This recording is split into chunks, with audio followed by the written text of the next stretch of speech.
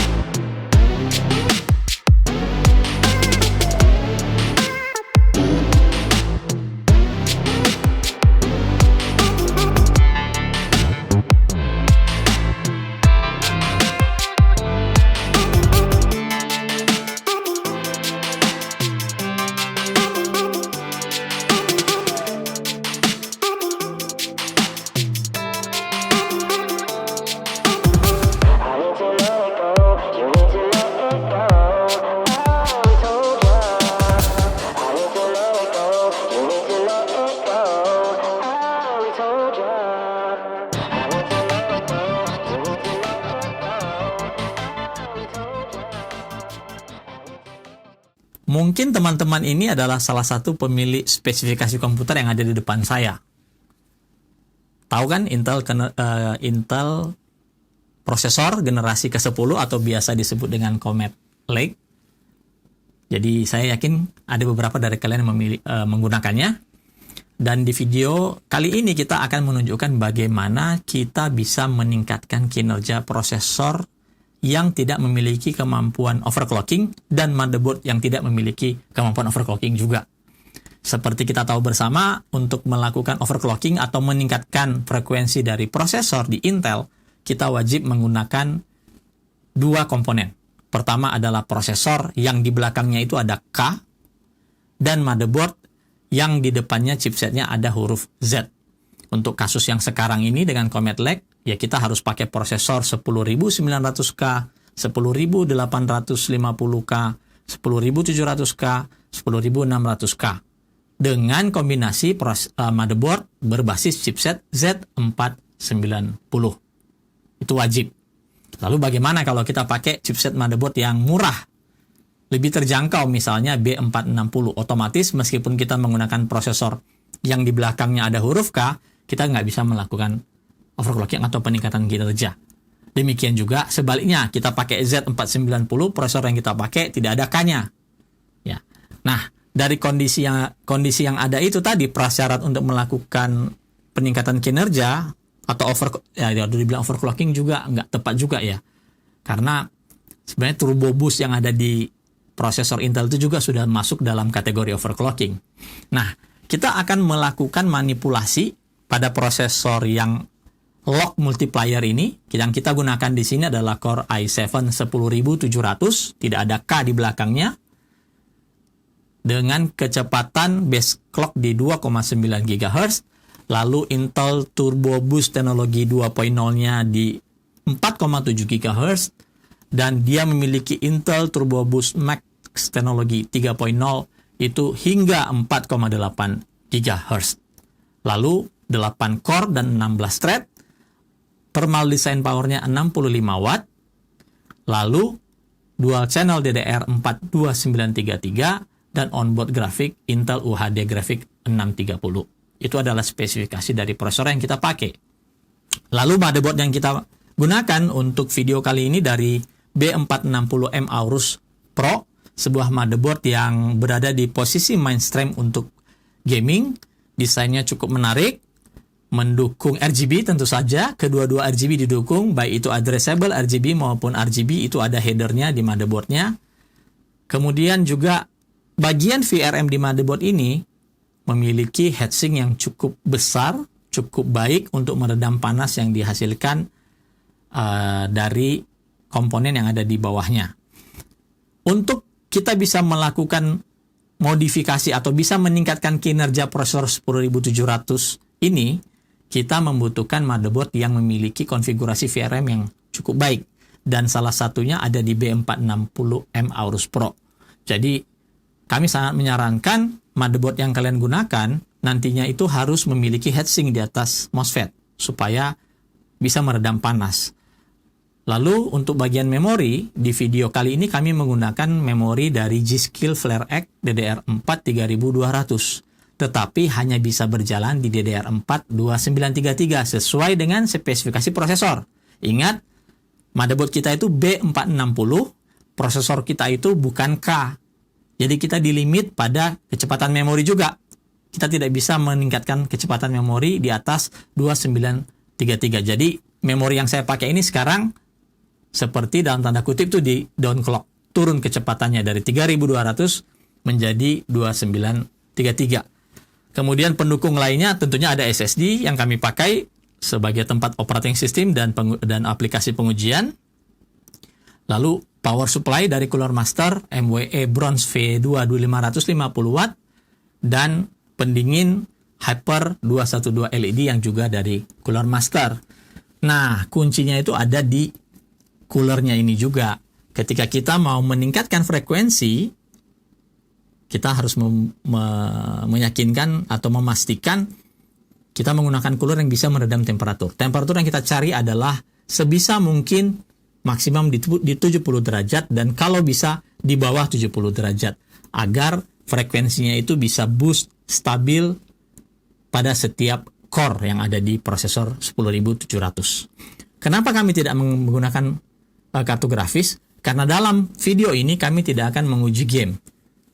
Sebab manfaat atau benefit yang bisa didapatkan dari praktek mengelabui si prosesor ini sebenarnya lebih bermanfaat bagi mereka yang membutuhkan aplikasi atau menggunakan aplikasi yang membutuhkan core atau thread yang lebih banyak dengan frekuensi yang lebih tinggi. Di video selanjutnya ini kami akan menunjukkan kondisi dari standar dibandingkan dengan kondisi modifikasi yang kita lakukan di BIOS. Cara modifikasinya adalah dengan masuk ke BIOS, tekan tombol delete yang ada di keyboard Anda, dan ikuti langkah-langkah yang ada di video berikut ini.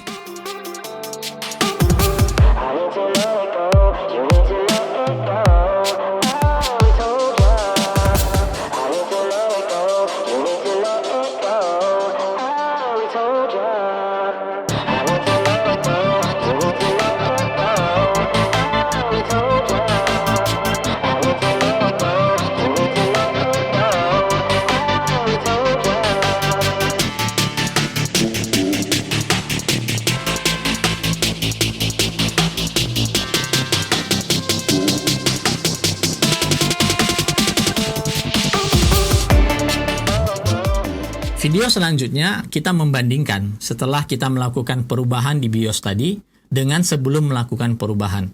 Hasilnya adalah seperti video yang tayang berikut ini.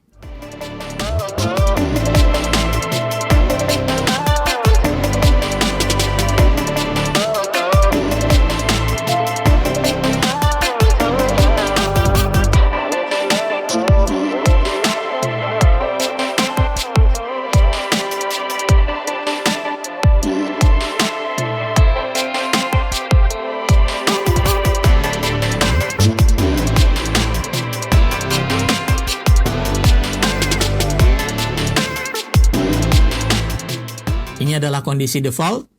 Kita bisa melihat ketika dibebani sebuah aplikasi seperti Cinebench R20, frekuensi di masing-masing core-nya itu turun di bawah 4 GB.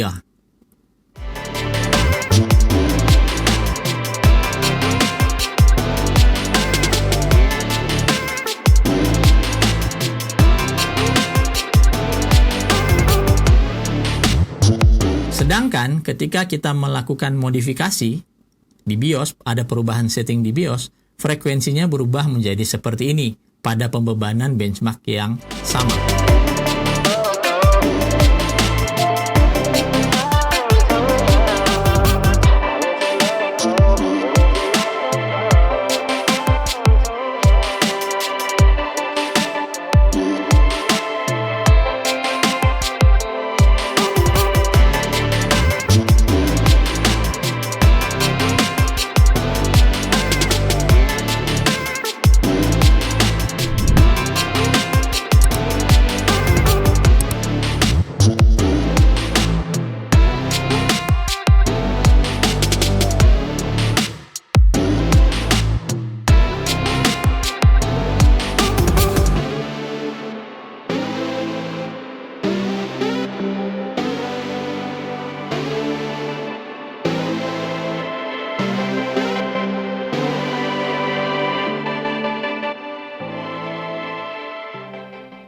Perbandingan konsumsi daya bisa juga dilihat pada masing-masing video tadi.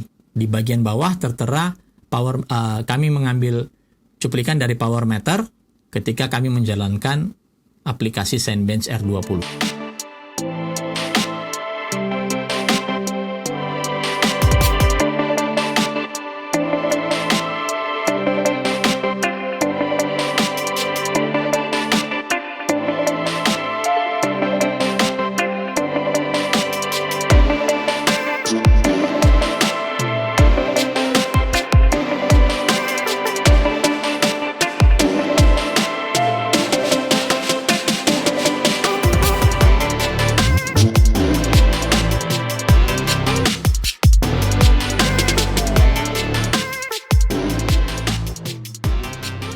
Oke, tadi kita sudah lihat kan perubahan yang terjadi. Lalu, seperti apa sih benchmark atau hasil yang kita dapatkan? Kami menggunakan beberapa tools benchmark yang memang memanfaatkan jumlah core dan thread yang dimiliki pada sebuah prosesor. Kita menggunakan Keyshot Viewer Benchmark. Hasilnya bisa dilihat dalam grafik berikut ini. Cukup tinggi, signifikan hasilnya.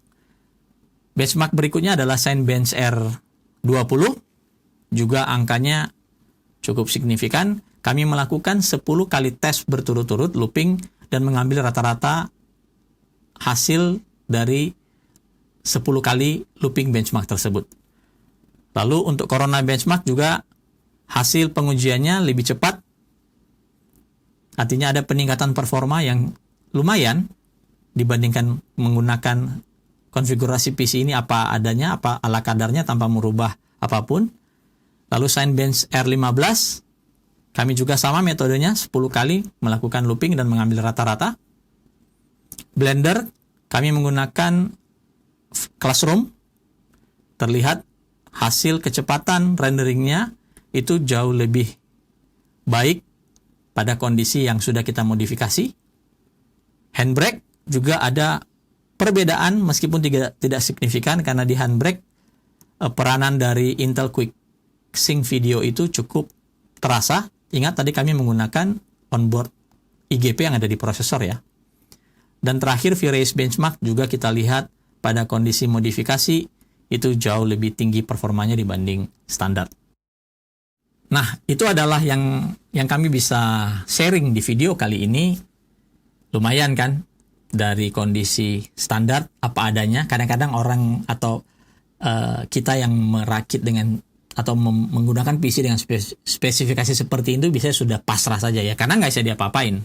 Namun ternyata terbukti kita bisa meningkatkan performanya sehingga value atau nilai tambah dari uang yang kita investasikan untuk merakit PC ini terlihat lebih tinggi daripada sebelumnya. Oke, itu saja sharing video dari kami kali ini. Jangan lupa untuk subscribe channel ini bila kalian merasa channel ini berguna, dan juga thumbs up bila video kali ini juga bermanfaat bagi kalian, serta kami juga menunggu komentar serta saran-sarannya di kolom komentar. Stay safe, tetap sehat, dan sukses selalu untuk kita semuanya. Sampai ketemu di video berikutnya.